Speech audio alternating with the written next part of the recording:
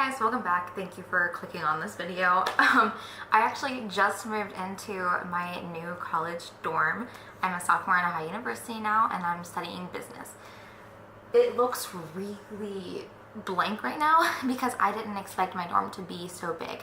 I actually just got an RA job here. I'm here about 2 weeks early. I am starting training tomorrow, but I was thinking about what it's like to start college. I was just a freshman last year. Everything was brand new. I had no idea what I was doing. And I learned a lot. I wrote down a list of 10 things I wish people would have told me. And they're not things like, oh, like study for your tests. Like, we all know that.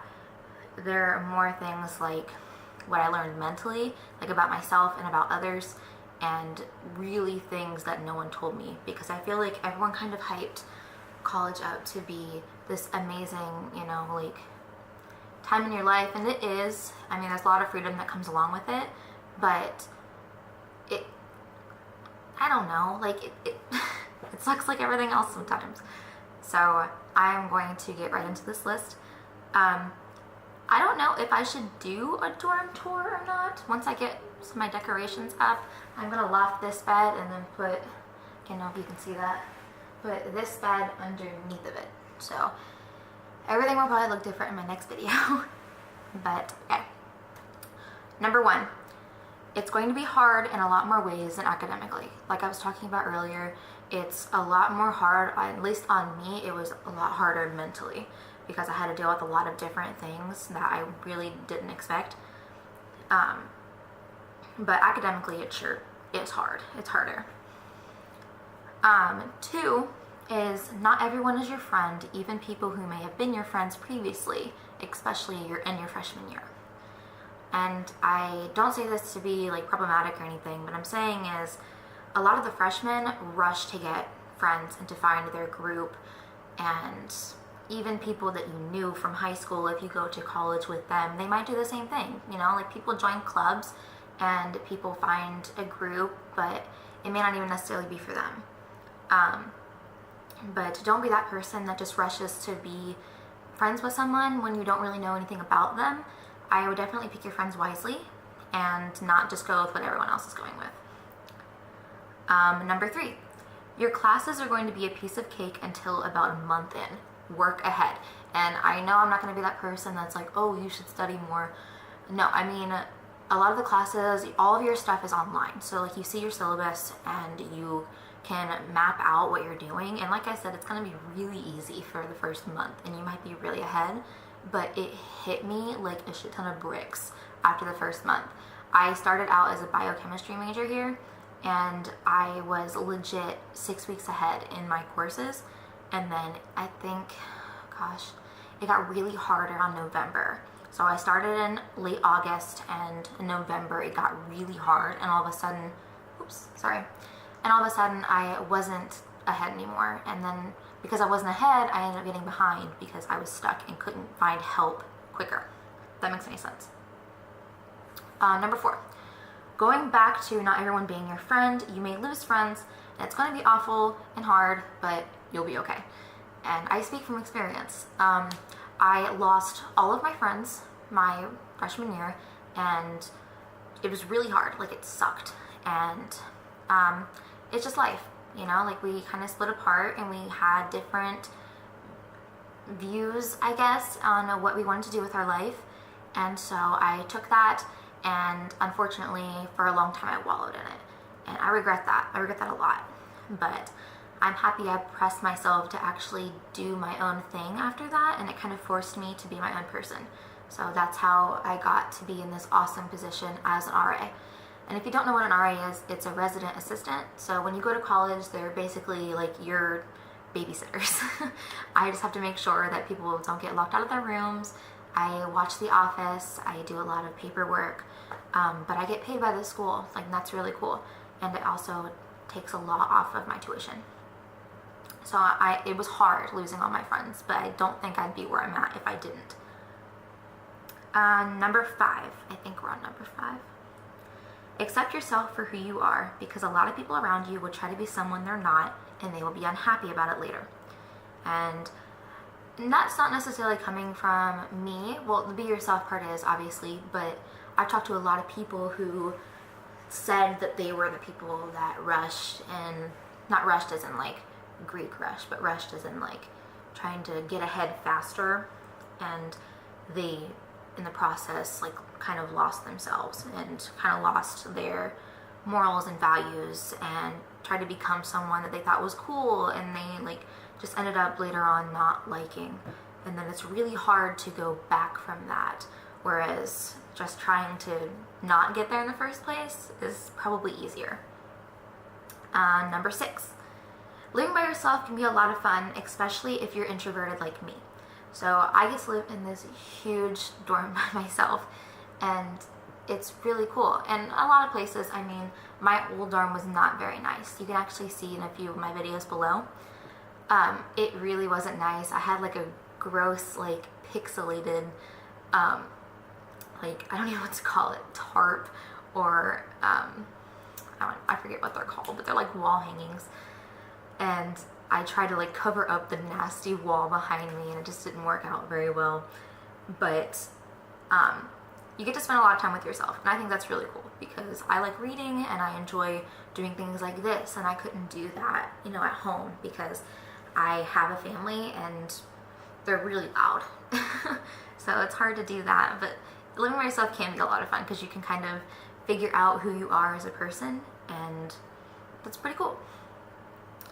Number 7, if you suffer from mental health issues, get familiar with a counselor before it gets bad, because it will. And I say that because it's life. Life is constantly going up and down. You know, you have your highs and your lows. And if you struggle with mental health, you will have a low, and you want someone to be there for you. And if you don't struggle with your mental health, but feel as if you may, you should still talk to someone who may still help. And a lot of insurance cover mental health at schools.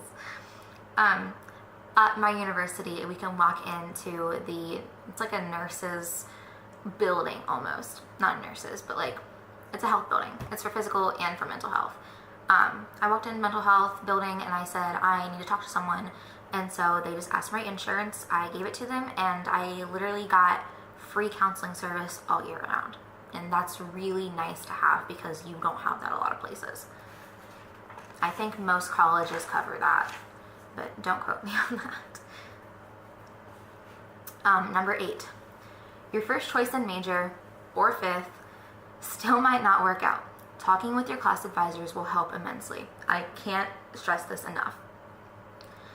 I was a kid that excelled a lot in math and science in high school, and because of that, my family kind of pushed me to go towards science and math, and that was really fun at first, but I realized, you know, midway through the first semester that I was kind of doing it for other people and not myself. And I beat myself up a lot about it because I wanted to be that, you know, that person. I wanted to be a biochemist, and I wanted to be a STEM major, and like that was so important to me and even more important to my family. But like after talking with my advisors, and I had to switch advisors a lot, it really helped me kind of get over that. And I'm in a new major now, and who knows, maybe 6 months from now I'm gonna want to switch majors again. It's gonna be fine. You know, talk to your parents. Mine were really super steadfast in what they wanted me to do, and you know, be really upfront and honest and tell them it's not working out and I'm doing my best, and you should do your best either way, but it's not working out. There's nothing more I can do. I really want to switch, and you should try something else out. You know, a lot of colleges have tests. I actually had to take it was like a certified interest test. So I walked in, sat down, talked to this advisor, and she actually ended up being the dean of the school, which is really cool because she still does her old job as being an advisor. And that got me a lot of connections in the first place, so you never know what will happen. But I walked in, I sat down, and I had to take this test. And in my head, I was a really steadfast math and science person.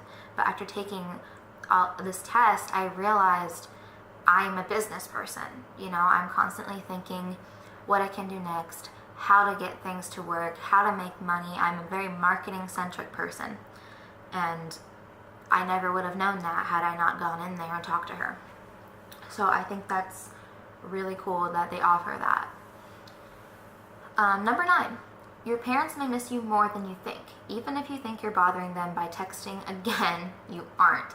And I didn't know this for a long time. I actually held off on calling my parents because I thought that I called them too much. And I remember my mom getting really upset when I told her that, because she wants to call me all the time but thinks that she's going to call me too much. And especially with things going on, like if your mental health declines or if you aren't doing so well in school, talk to your parents, because they miss you and they just want to hear from you and they want to help. You know, things completely changed, the dynamics, changed with my parents once I went to college. And number 10, finally, number 10, college isn't a competition. Let me say that again. College is not a competition like high school may have been. Everyone has a different path, and there's no reason to rush through it. And I'm sorry, I'm reading off of this, so I'm not looking at it, because I worded it the way I wanted to say it on here. Enjoy everything you want to and have fun, but stay you. Just a smarter, more grown-up version of you. And like in high school, I was, running to take the AP classes and trying my best to get the best GPA. And GPA is important.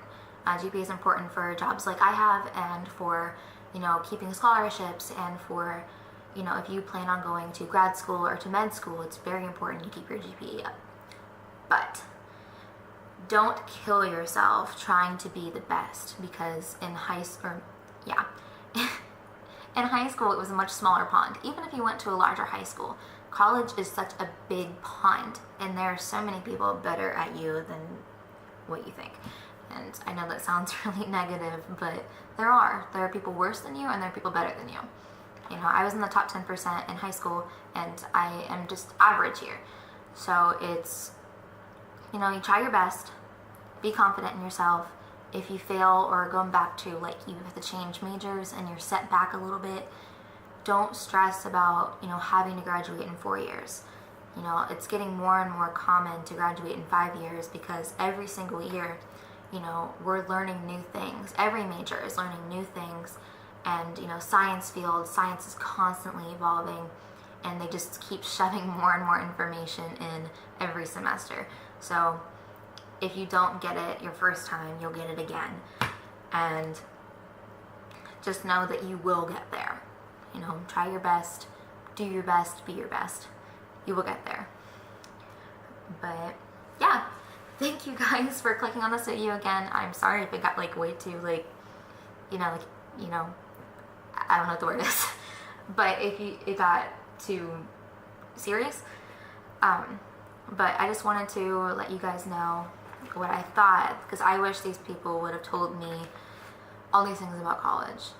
It's definitely fun, but it's not all sunshine and rainbows all the time. Either way, thank you for watching, and I will see you next time. Let me know if you want a dorm tour once I get everything up, but I will see you later. Bye.